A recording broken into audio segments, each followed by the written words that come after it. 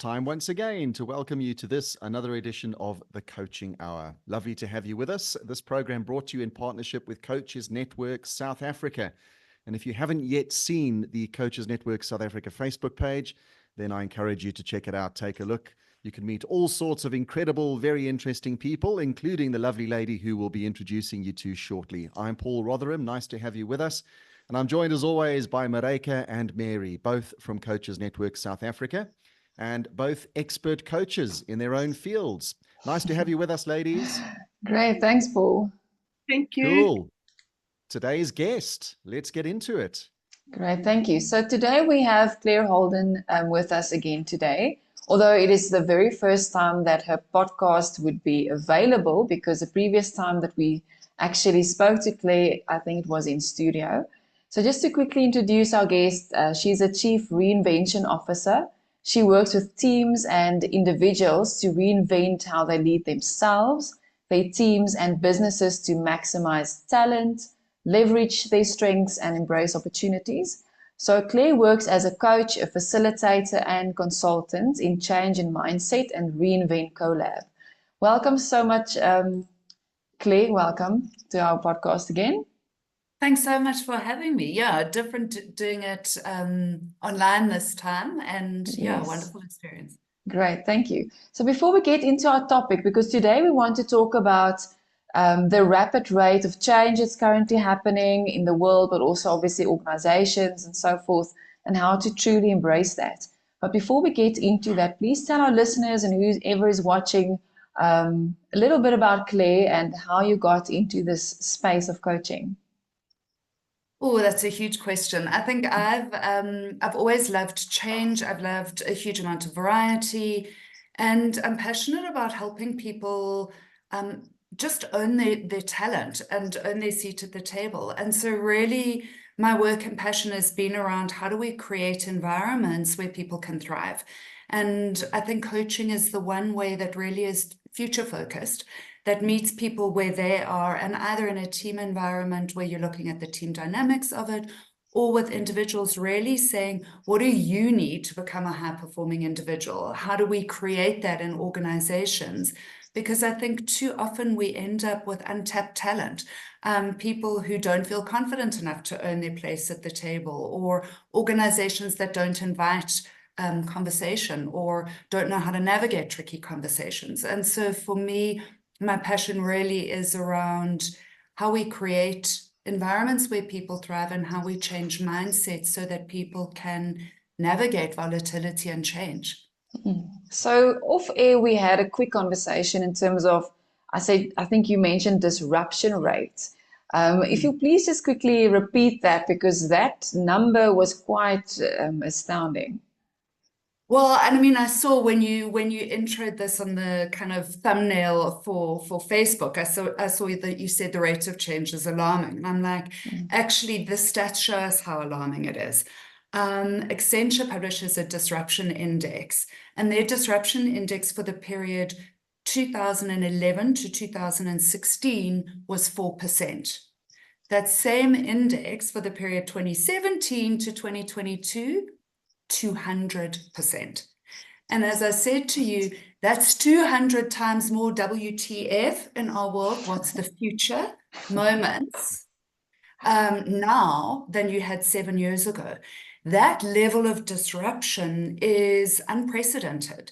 And it's going to leave all of us feeling that kind of whiplash of what's coming next, how do I anticipate it? And a lot of the time, that level of change leads to overwhelm. It leads to uncertainty. And I think that's where we see so much of the burnout or lack of resilience or just poor peopling that we're seeing at the moment, because everybody's feeling a little bit uncertain or a lot uncertain about what's coming next. Can we just define disruption, Claire? What do you mean by disruption? So the way that Accenture does it is they look at all of the kind of macro environmental issues. So it's things like politics or geopolitics, so wars that we're seeing, climate change, economic crises, It can be regulatory changes. So it's all of the changes that are happening on a global scale that impact our day-to-day life. You know, in a South African context, it would be things like our elections, load shedding has had an impact on that, interest rate fluctuations, exchange rate fluctuations, all of those things that happen to us, and that we have to navigate around.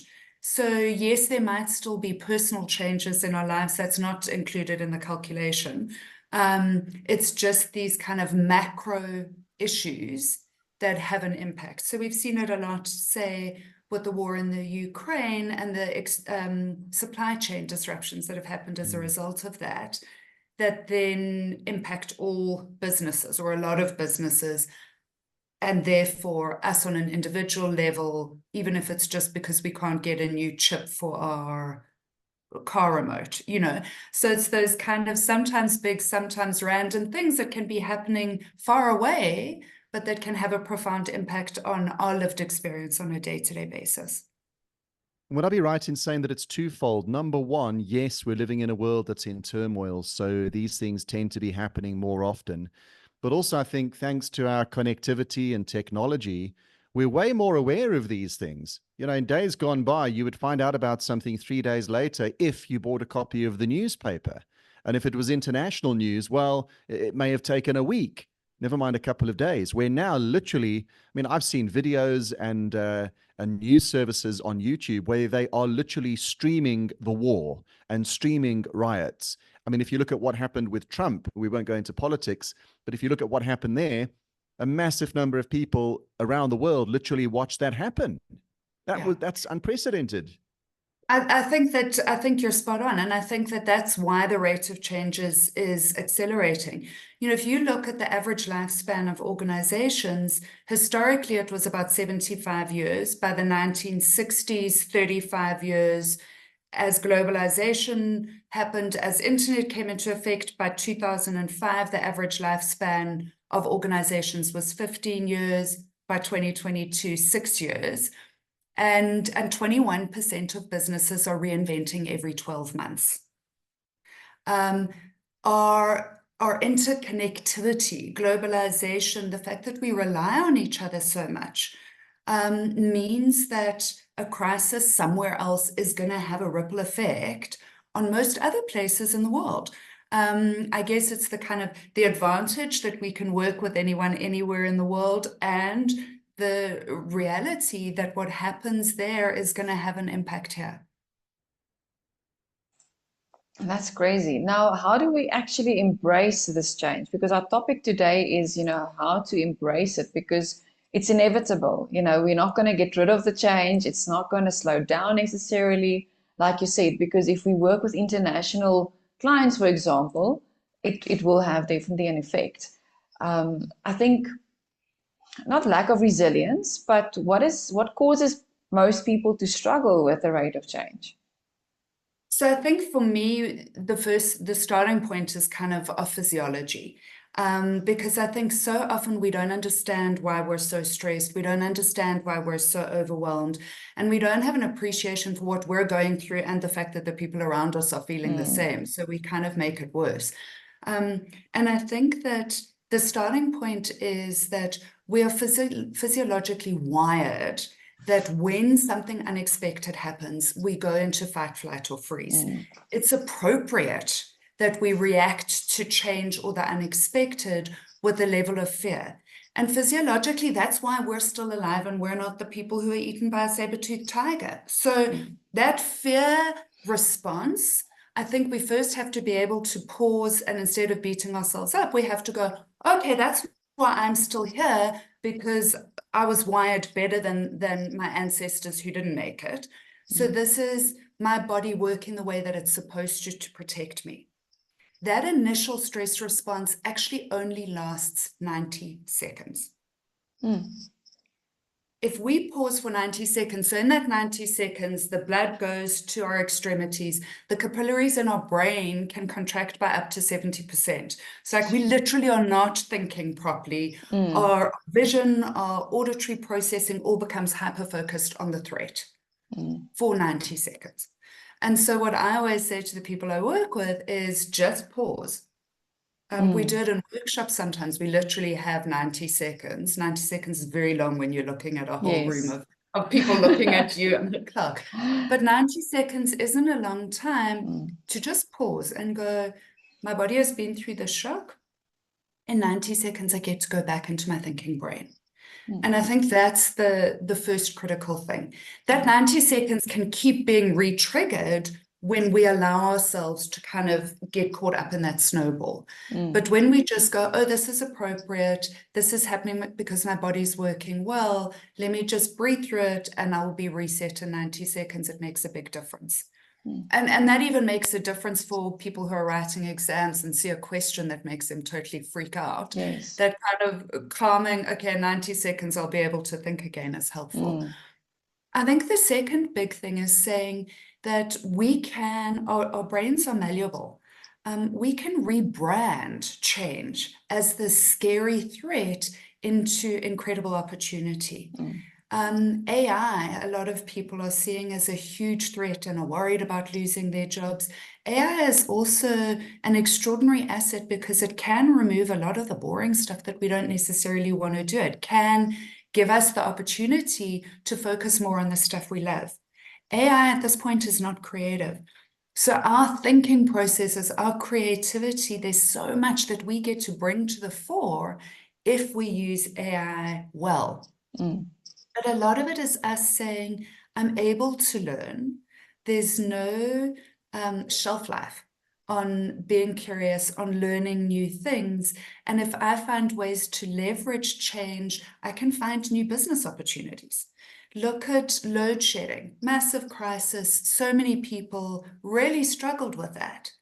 And the people who embrace change and are adaptable started solar businesses. That's generated so much income for a new section of the economy that really wasn't doing anything pre-load shedding.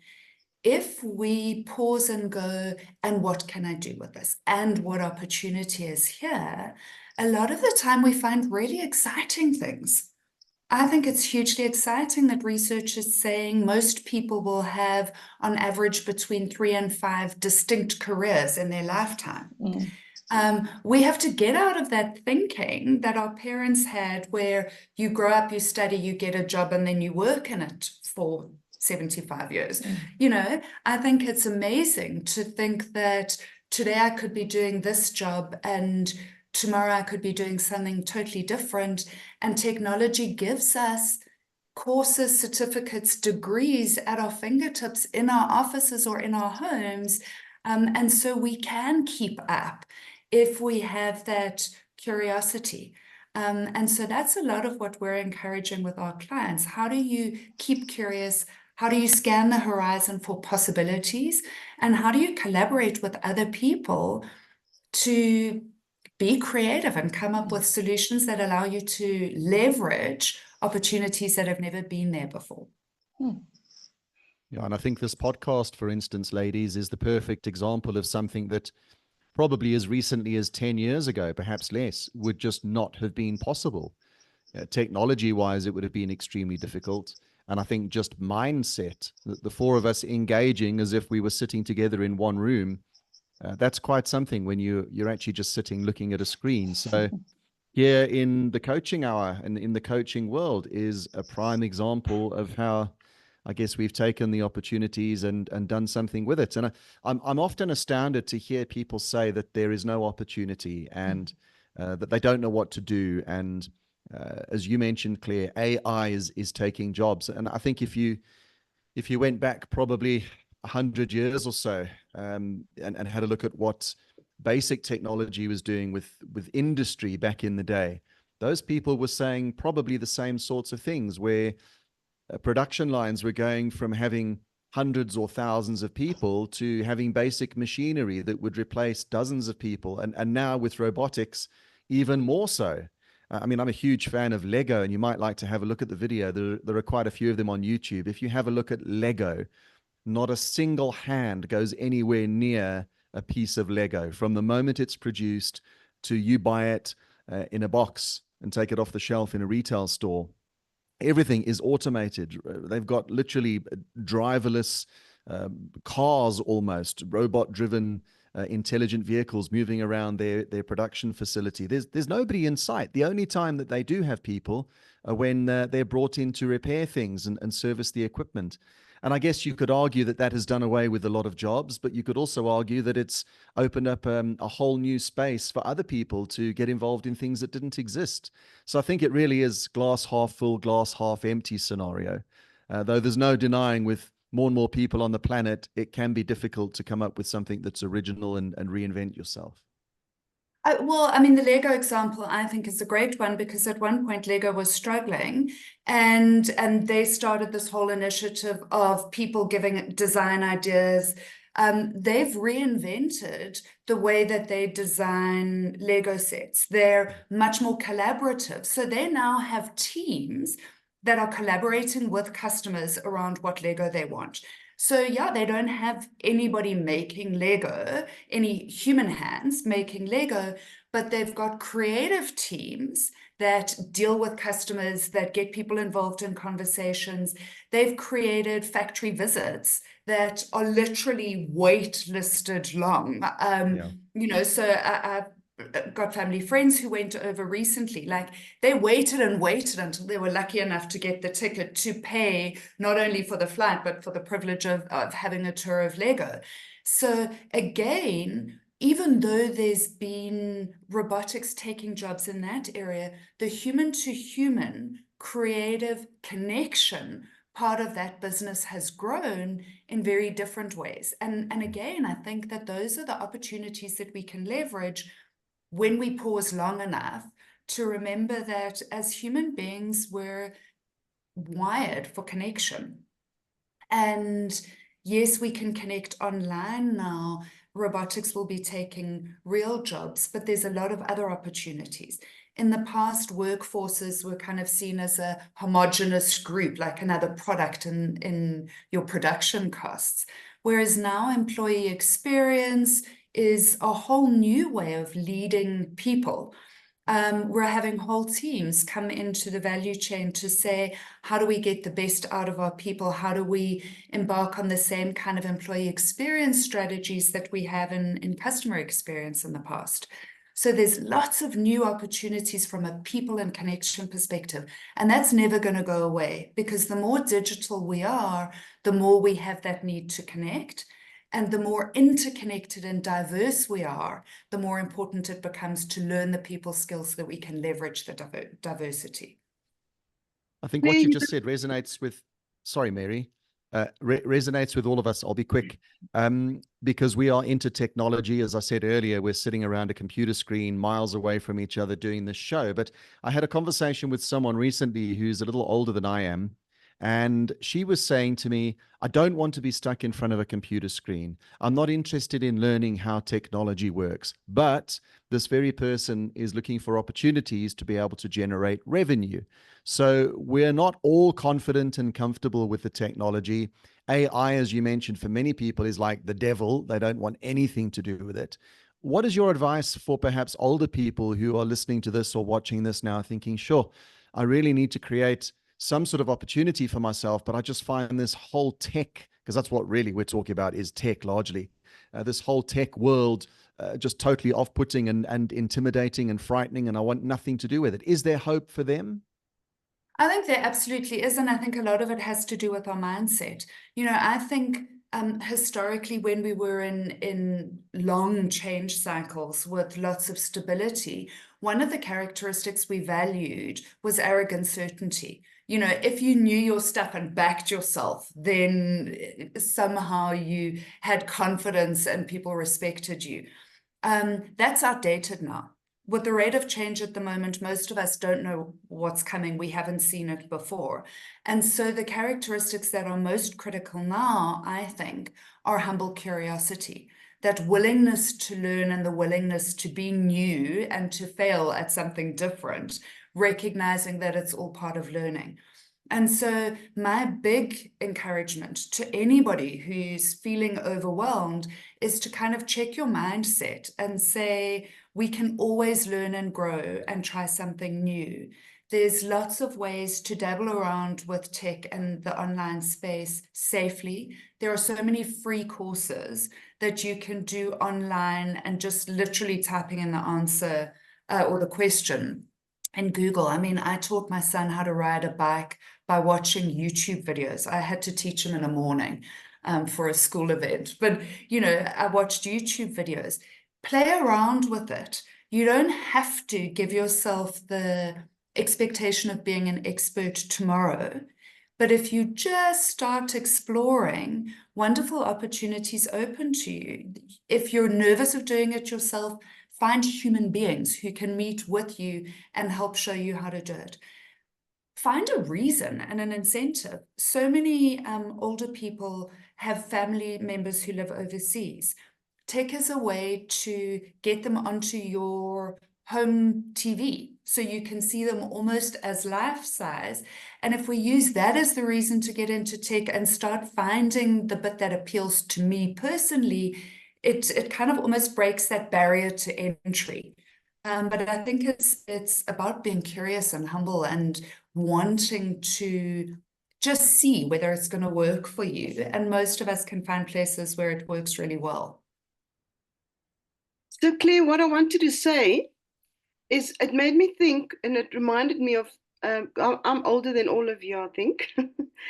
When I worked in the bank, they didn't have card systems. They had books for savings and for fixed deposits and stuff like that. And when the card system came in, everybody resisted it, even the manager did. And it took a while for people to start understanding that it is a better system. Well, one thing they said was we won't have fraud, which isn't the truth, but that had to be learning. But and the same with the cell phones. I mean, when I got my cell phone, everybody thought I was mad, because why do you have to charge a phone when you can just pick up the phone, you know? And now look at it. We all have cell phones. Children have cell phones, and it's not that long ago. No, it's not. And I mean, I've got articles because I'm interested in this and how people look at change. I've got articles that was talking about automobiles and how nobody would go for that. It makes so much more sense to have a horse. I've got articles around the internet and how this is a flash in the pan. Nobody's ever going to adopt it. Like every bit of change that comes up, there are people who are going to be hugely resistant. And actually, there's an adoption of innovation curve that says you have very few people who are the early adopters who like rush in and want to try it. Most of us are more cautious. And there's quite a lot of people who are the laggards who really only kind of get dragged into new changes when they have to be. Yeah, it's that certainty you spoke about. But it also, if we think about the possible benefits, you know, I was trying to buy air tickets a couple of weeks ago, and the CCV number has rubbed off on the back of my card. So you can't order anything online, but I can have a virtual card. And a virtual card means I'm never going to have the CCV number rubbed off, and I always get to spend my money and make the purchase that I want. I know so many people who are anti-virtual cards because of the fear of fraud. Fraud has always been there. It's always going to be there. We can choose what we do to try and mitigate that and keep ourselves safe. But staying in the past doesn't mean we keep ourselves safer. We know we've had tons of issues in the past. We're going to have new issues in the future. How do we mitigate them? How do we increase our sense of safety? And how do we look at things as a trial or a pilot? In times of a lot of change, in order to make decisions, most of us want to be certain we're making the right decision. And very few of us are getting to certainty. So instead of choosing the word decide and kind of looking at it as we're going with this and we can never change our mind, when we say, I want to try this, I want to pilot it, I want to do an experiment and see if this works, we reduce that resistance to change and we give ourselves permission to adjust course based on the feedback we're getting. And those are the businesses that are ultimately successful, but those are also the personal characteristics that make it easier to navigate what life throws at us. Yeah. I really You know, like that adoption curve that you explained. If ever, are you on X, everybody? Are you guys, and lady, should I I'm say, are you on not. X, formerly Twitter? No. I was Okay, on it so when it was Twitter, and yes. and I chose not to be on it when it was X, but I think I do still have my login. Okay, so much like me, I also, when it changed from Twitter to X, I just abandoned it, couldn't be bothered, and I found a lot of the content that I was being fed, regardless of what I chose or who I chose to follow, was just didn't resonate. Anyway, long story short, I remember connecting with this guy. I think his name was Mark, and his handle, as they call it on X or Twitter, was @Mark. And I was, or still am, at Paul Rotherham ZA. Thankfully, Paul Rotherham's quite a rare name, and there are certainly very few in South Africa. So the ZA did that. But your talk about adoption and how few people actually are early adopters, it just makes me smile, because a very real way to observe that is go on to X, formerly Twitter, and have a look at all the handles that are out there. And you will find that the Joe Blogs 126785-2 was somebody who was very late to the party, and the @Marks of this world. And I remember chatting with this guy. I can't recall if it was actually Mark, but just for example. And I remember chatting with him, and when I joined Twitter, which I think was in 2009, he'd already been on it for like 7 or 8 years. So it's incredible how many people find these platforms, get into them way before the masses even know of their existence. So there's a fun project for you to do if you are on X, is go and check out people's handles. And not all the time, because I remember there was, I think, a time where you could actually pay a premium for them as well. Just like people were buying followers, you could also book a premium handle. But have a look, and it'll give you an idea as to how long people have been there, and who the early adopters were. And it makes a difference, because when you know in your organizations who the early adopters are, those are the people who you want to get on board with any change initiative, because they're going to be much more excited about it, and they have the ability to influence other people. And it's like when new devices come out, you have the people who will wait outside Apple overnight to be the first person to get their hands on the device. And then there's me who's like, I want to know that it works, and I want to hear what the other guys say first. I'm too cynical to trust the organization itself. I'm too cautious to be the very first person in case it's glitchy and doesn't do what it says on the box. But I'm going to go relatively soon after the other people tell me that they've been playing around with it for a while. If you get those groups on board, then you're sorted, because they're going to become the ambassadors for you. And often those people within the organizations who are the unpaid ambassadors are the ones that really get other people, more cynical or more cautious people, behind a change initiative. Yeah. And oddly enough, looks can be deceiving, because I know you, Mary, you like your iPhones, don't you? I've got one. Only one. How many should we have? I have a MacBook, and I have an iPad, and they all sync and talk to each other. And did you have to queue up to get your phone? Did you stand outside in a sleeping bag and with a flask of tea waiting for the phone? No, I didn't. No. Oh, all right. I don't have a very expensive one. I've got just the average one. Oh, okay. I thought all iPhones were expensive. I was going to say. Yeah. They are all expensive, but I've got the least expensive. It works the same. Well, for me anyway. So I wanted to say, years ago I read a book by Norman Vincent Peale. Can't remember the title of the book, but there was something in there that really, really stuck with me for the rest of my life. Let's see. The Power of Positive Thinking. There's lots of different covers to it. Oh, yeah. And there's one phrase in there, I'm sure you'll remember it. It says, for every adversity, there's an equivalent or greater benefit. And that helped me to change. Because whenever I went through an adversity, I thought of that. Well, there must be an equivalent or greater benefit here. So I need to look at it and see, where is the equivalent or the greater benefit? Then the minute you open yourself up to being curious about the greater benefit or the equivalence, then you start seeing opportunities, because your mind is open. Like you said, you have to change the mindset.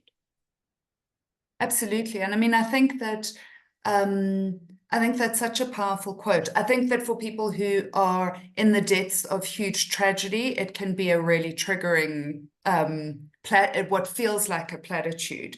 But I think that so often, my personal perspective is that so often the things that happen to us, even the things that we don't want and the things that are absolutely devastating and really hard, I kind of see it almost like those computer games where you're always trying to get to the next level of the game.